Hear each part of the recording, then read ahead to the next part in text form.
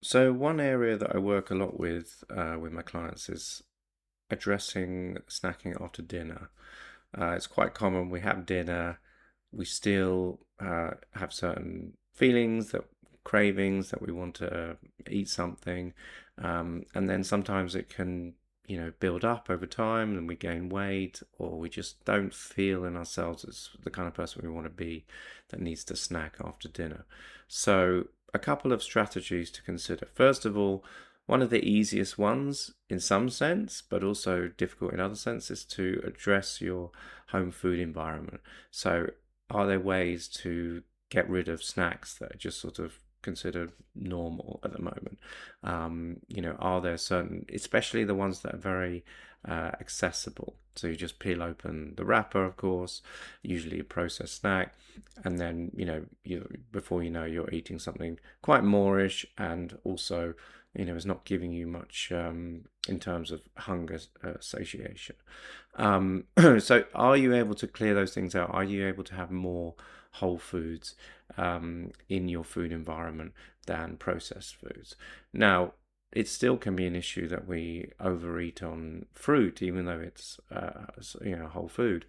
So it's not always that is going to solve everything, but that can definitely be a big factor in making it increasing the friction to having high calorie snacks, basically. I would also carry that with allowing yourself, if you really want a snack, we don't want to get in this situation where we feel very restricted all the time.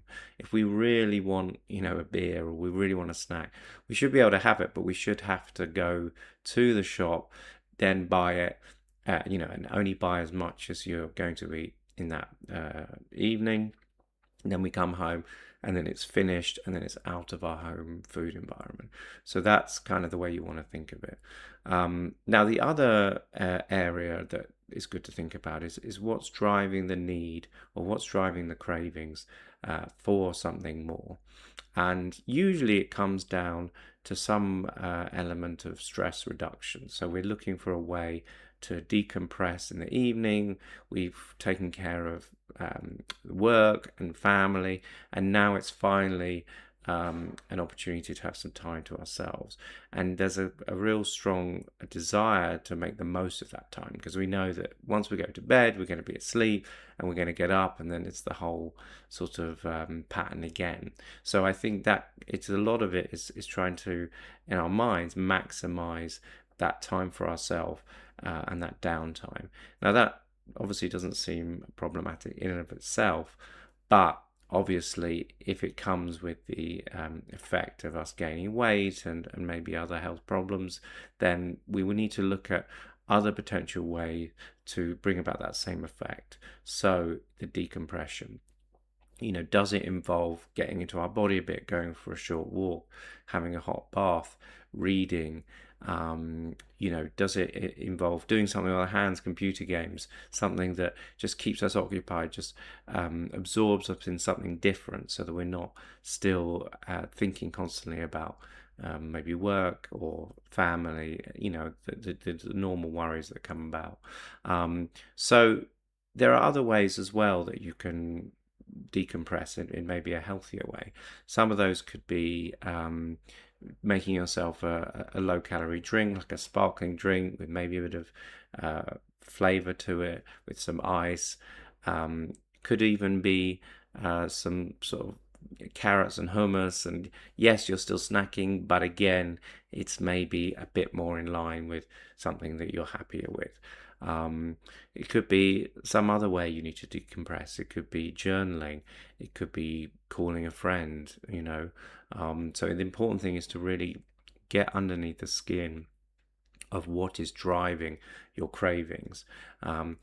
Obviously, hunger can be one of them. If you're not eating enough during the day, and then at dinner, it's not satiating enough, then, hunger might be driving it. But in that case, you need to look at amount of food you're eating, and also the types of food you're eating. If you're eating mainly carbohydrate-based foods, pasta, pizza, sandwiches, that kind of thing, then you might not be satisfied enough when it comes to dinner.